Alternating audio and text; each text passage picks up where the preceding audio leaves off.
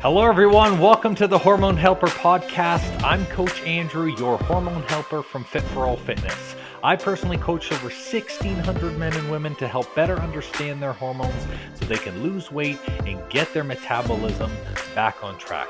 With this podcast, you're going to hear from me and my special guests about everything from metabolism to thyroid to weight loss. And we even talk a little bit of sexy time as we chat to spread more knowledge thick like butter on your hormones. If you're ready to learn, I'm ready to share, so let's do this. Happy Monday, everybody. Feeling super blessed today. The sun is shining, and sometimes that is all you need to put yourself in a good mood. And today's podcast topic is going to come straight from the messenger pool. So very excited. The messenger pool is basically what I call my Facebook Messenger app, because on any given day of the week, I answer about 10 to 15 questions from people who really aren't sure whether or not their health issues are in fact hormonal. I can safely say of everyone that messages me specifically, roughly about 60% of the people that I speak to actually seem to have a hormonal condition. And the rest are people who might struggle with nutrition and lifestyle-based challenges that result in their symptoms and in their weight gain. Honestly, I'm totally fine with that. As a coach, not everyone I work with has a severe hormonal condition, but there's always people wanting to be the most optimal version of themselves. So really anything that I can do to help them on their journey, you bet your ass I will. So back to the messenger pool. The question of medications comes up a lot in hormones. What does my medication do? Is my medication affecting my hormones? What medication do I stay away from? Can I be medication free? What about hormone replacement?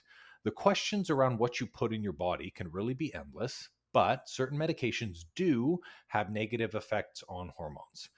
Now, before going into what you need to watch, quick disclaimer, I'm not a doctor or a naturopath, so please, you got to consult your doctor before swapping out your medications or before choosing to abandon them. Chances are your doctors and practitioners have put you on that medication for a reason. So for the most part, they understand their side effects and have determined that taking the medication was the best for you at that time. So please don't go changing anything unless you speak to the right medical professional. Disclaimer over, so back to reality. Of all the questions around hormones, they really come down to three hormone medication topics. There's birth control, thyroid medication, and hormone replacement therapy. Why these three? Well, for one, all of the medications surrounding these three will most likely come into contact with you at least once in your life. Birth control, for example, is used for a wide variety of reasons. So you don't have to be controlling your periods, trying not to have a baby to be prescribed it. The same thing really can be said for thyroid medication. For example, the very popular levothyroxine can be prescribed for anything from thyroid cancer to, in cases, people who struggle with weight loss. Now, as for hormone replacement, you can replace pretty much any hormone for any host of reasons. People replace estrogen sometimes after they've gone through menopause. Some men replace testosterone after their levels drop due to age. And some people replace thyroid hormone due to surgeries. So there's a lot of variety that goes on there. This means that statistically speaking, you can expect to encounter at least one of these possible cases in which you could be prescribed any one of these three medications. I find that pretty scary. Now, I remember the first time that I was prescribed a thyroid medication. I wasn't on it long, though. I'd say maybe 6 months. They actually thought at one time that my chronic fatigue was due to low thyroid. So my doctor put me on a thyroid medication meant to speed it up. But it actually made me feel worse. And that's when they realized that my low thyroid was actually a symptom of another hormone issue and that it was not the cause of my problem. I remember when I took it, I felt very weak and I had to spend a lot of time sleeping on the couch after work. It was freaking brutal for me as I already had extremely low energy and I definitely wasn't a fan. This leads me to the second issue that these medication groups have in common, all three of these. They have a high misdiagnose rate for these types of medications. And when you understand the medication system, I mean, the medical system, might as well be called that though, you'll understand. This is how the system goes. Your general practitioner, which is what GP stands for, has been taught to prescribe as a form of treatment or to refer to someone else who specializes in an area for them to diagnose. Not every treatment is foolproof off the bat. Just like when a nutritionist has to keep changing your food before you start seeing changes in your body. Sometimes people don't respond to certain medications, but also sometimes people downplay or upplay their symptoms to the point where the doctor makes a wrong call. This is what leads the possibility to being prescribed a medication that either one might not be for your condition, or two, that may be significantly stronger than what you actually need. Final issue, though, is what everyone is ultimately afraid of or at the mercy of currently, and that is the side effects. There is not a single medication on the planet that doesn't have some type of side effect to you and your body. While not all side effects are as severe as others, it is still something that both you and the practitioner you're working with have to go through to make sure that the benefits of a medication outweigh its side effect. The reason why side effects exist in medications, like for example, birth control, thyroid support, or replacement therapy, is because they are designed to alter the production or to stop the production of a process in your body. Whenever you change the way your body works, there is always going to be side effects due to the way the body has to compensate. So let's get into those medications now. Take birth control. Birth control has a bucket ton of uses for women, anything from weight management to period management. But the main use of birth control is that the hormones in the pill safely stop ovulation. No ovulation means a woman's eggs don't leave the body to make baby people. It does this in really two ways. It acts as a dam to hold back the amount of estrogen needed, or it signals the brain to not create estrogen at all, which stops the process too. I'm sure by hearing those two issues, you see the same potential problems that I do. Putting up a dam for your hormones, it only means that the hormones still rage and rage on the other side of that dam, which has the possibility of leading to sky high estrogen that the body can't get access to. Also, if you turn off the hormones entirely, you run the risk of not being able to turn them back on, which leads to no estrogen in the body at all. It's not good to have too high or too low of any hormone.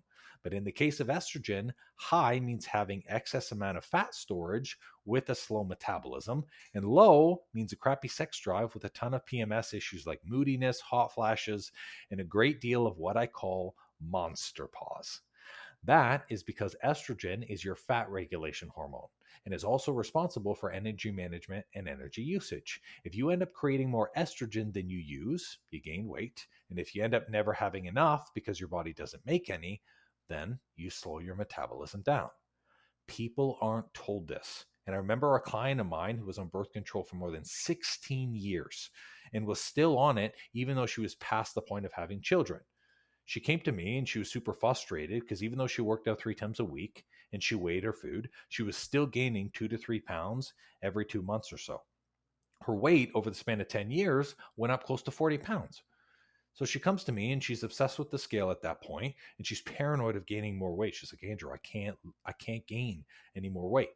So I had asked her to go to the doctor and ask why she was still on the medication prior to us implementing any changes with her food.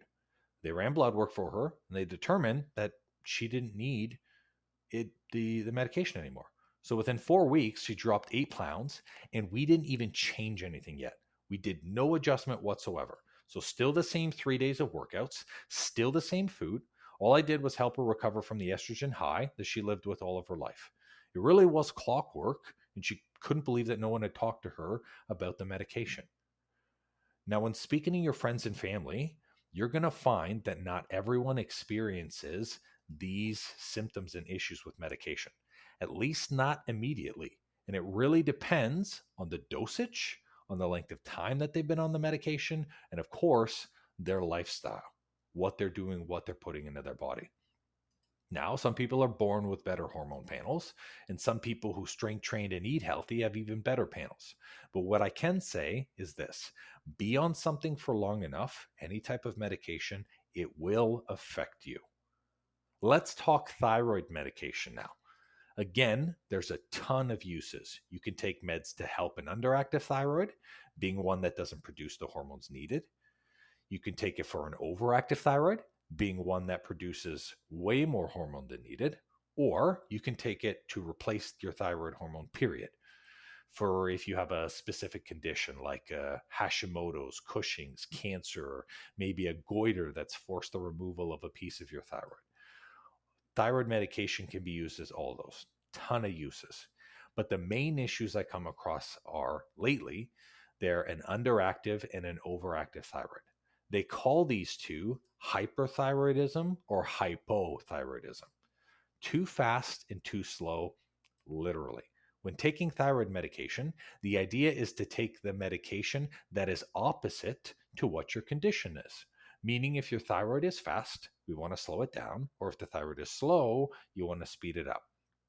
What happens when the thyroid runs slow is you run cold, meaning your metabolism is low, you have poor temperature, you have cold limbs, you have poor energy expenditure, meaning you don't burn the calories like you should.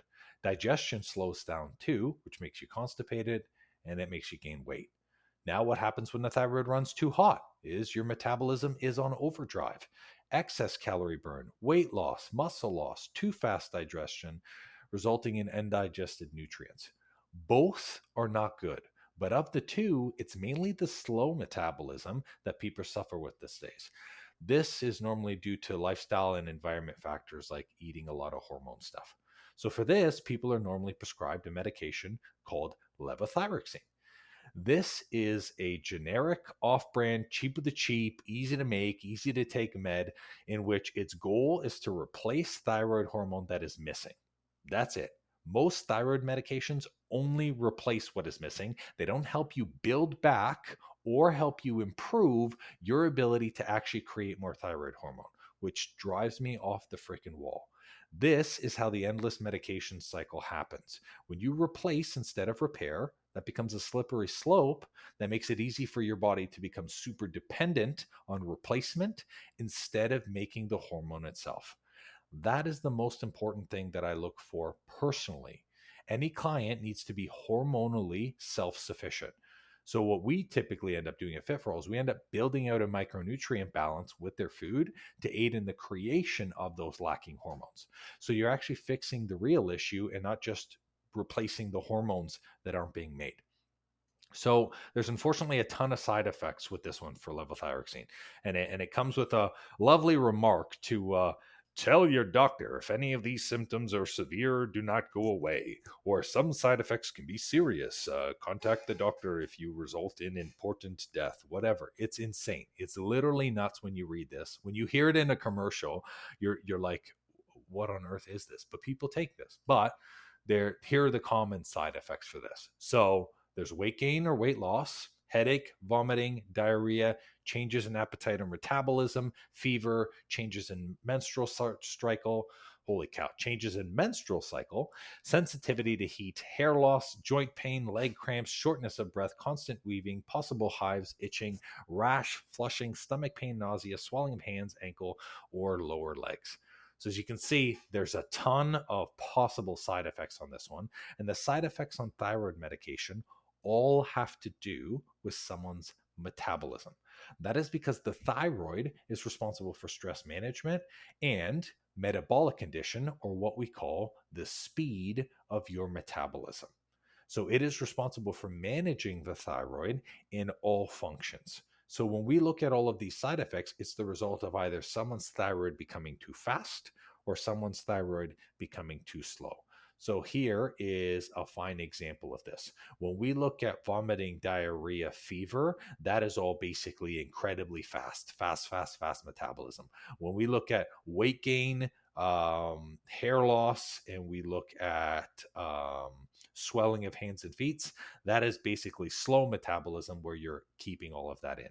So those are the two different from a thyroid perspective that you can expect with possible medication. Now, the last type of medication is hormone replacement.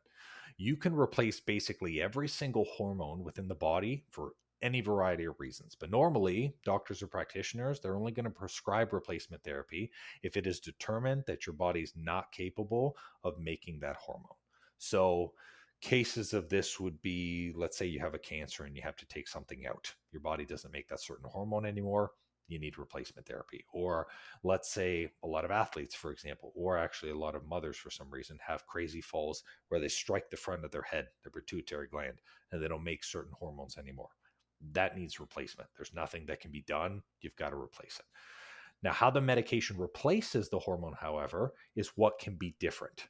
So people who are taking hormone replacement can take it in various different ways, and it's done for various different reasons.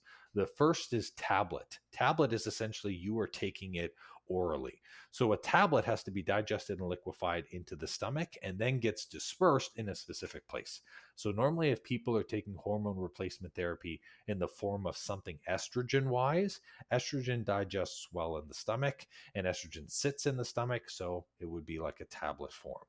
Now you also have oral gel. So you would apply an oral gel for something that you want to give someone a hormone daily. So for example, you would basically either put it underneath your tongue or the top of the mouth, and then over the course of the day, you would absorb those hormones. And the idea of oral gel is basically you want to mimic the hormone's cycle. So if your hormone gets excreted daily, you want to take it daily. If it gets excreted hourly, you want to take it hourly, and that might be the best place to do it. The third one is injection. So the majority of replacement hormones are the most effective in injection form. The problem with injection is it doesn't mimic a natural cycle. So if I were to take an injection of a hormone twice a week, but my hormones are being made every single day, that means there's 3 days where the body has a high to low, which you have a chance of having more symptoms. There's skin patches. So you can actually apply a hormone replacement via a skin patch, put it on your body. Normally it's on the shoulder, the thigh, the glute, somewhere where you're not going to rub and pass your chemicals onto somebody else. Nothing worse than that. Like, grandma, give me a hug. All of a sudden she's getting a fluctuation of hormones or something. So you put it in and out of reach place. Normally it's the shoulder. And with the skin patch, it's something that absorbs slowly over the span of a 4 to 6 hour window. So you put the patch on, you might do it once or twice a day, and then it slowly excretes the hormones as it goes out. And the last option is essentially implants. So some people actually have to get an implant, which is basically like a tablet under the skin, in which over the span of a month, it's a gradual slow release. And then people have to go 2 to 3 times a year to get these implements in. So the side effects of these, they're going to vary for each type of hormone you replace and for each delivery method too. So for example, talking the injection. The side effects of injections tend to come in injection cycles. So 1 week to 2 week cycles, because you would inject once a week and then the hormone would severely decline over the span of the week before you hit your next injection. So the side effects on these can vary very huge. Okay. But the way that the side effects occur, they pretty much remain the same from thyroid medication. So too high of a hormone, you experience this. Too low of a hormone, you experience this. Meaning more replacement means that your body makes less, meaning you need more medication, which means it's going to require you to take more medication. That is basically the vicious cycle of medication. Taking more to ignore what caused the hormones to stop creating or what caused the hormones to slow creation in the first place. And those, ladies and gents, are the main three and the issues that you need to be looking out for. The good news is, though, is that you can better your hormone panel and repair the side effects that these medications have given you. All you need is a hormone reboot. And that's the process that we use, in which we use micronutrients and have you eat the right for your body type and your hormone panel. There are currently spots available for our program, and it only takes roughly 12 to 14 weeks to actually balance out your hormones in entirety. It's different for everybody, so we always hop on a consult first, and then of course we iron out that time frame. So we take care of issues like weight gain, metabolism slowdown, thyroid changes. We deal with all of that. Now, if you're ready to make a change or you want to receive help for your hormones, you can go to our website here at www.fit4allfitness.com. So fit4allfitness.com, and check out the program section to apply for the Reboot program. Well, it seems I'm all out of info juice for today. That's all for this episode, and thank you so much for listening. Please leave a raving review for me if you've learned something good, and make sure to subscribe to the podcast so you don't miss an episode. Now, if you're in the mood for some more great content and tools to get your hormones on track, why not check out our free Facebook group and the blog on our site. We do amazing weekly trainings in our group that me and my wife call Tea and Teachings that give good tips for anything hormones and metabolism related. It's also a great community where you get to share your goals and success with like-minded people just like you. I'll make sure to drop both the Facebook group link and the blog link in the show notes for you. Or if you're ambitious like me, the name of the group is Weight Loss and Balanced Hormones. It'll say Fit for All beside it with a picture of me. So come and join us and have more fun.